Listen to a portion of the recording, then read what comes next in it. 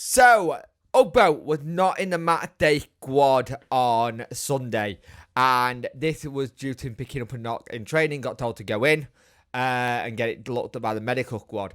Medical team, should I say. Now, for me, it'll be interesting to see what happens and how it is. Now, Danny has turned around and said he's hopeful on what has happened to him, that we could get something good news about how bad the injury is or anything like that.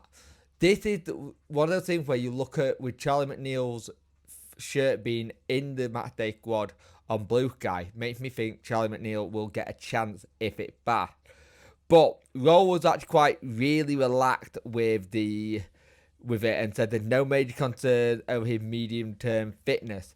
There's no guarantee he'll be fit to step back into contention in the next weekend home clash with Preston North End. So it was those ones that could need a lot longer. Having no games could help him this week because it'll get him back into contention. But Danny had this to say. It's hopefully just a small one, but it looks okay. Now the time is coming where we have small injuries. It can be 1 week, but 3 games. If it is good, we have a normal week and we can use this from him.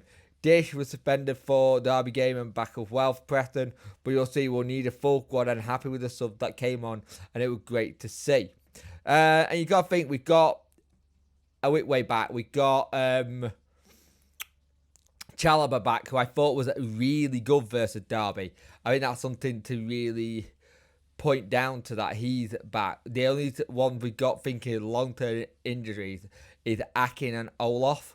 And Pierce Charles is out with just a small hand issue. But here's the thing.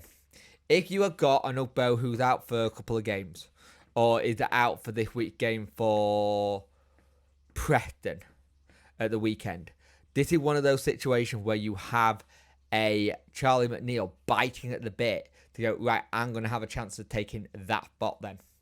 Because that leaves you with Michael Smith, Josh Windass, Pato, who deserved what he got the weekend because he did well, as well as Jamal Lowe. And Jamal Lowe will be knocking on that door now going, because they'll be like, Gaffer, look what me and Pato did in that game. I reckon we could do that again.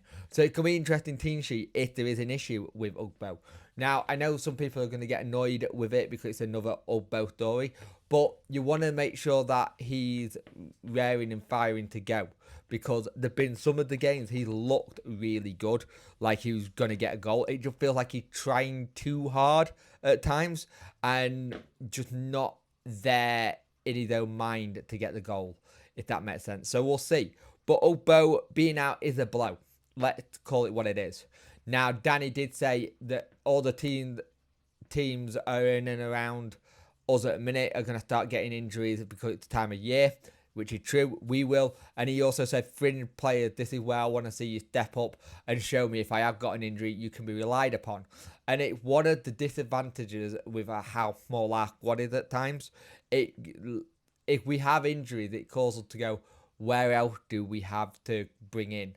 Who else can come in and fill that position? So we have to start looking really smartly what we do now. But hopefully Ugbo will go through this week unscathed. There's no guarantee that he'll play versus Preston.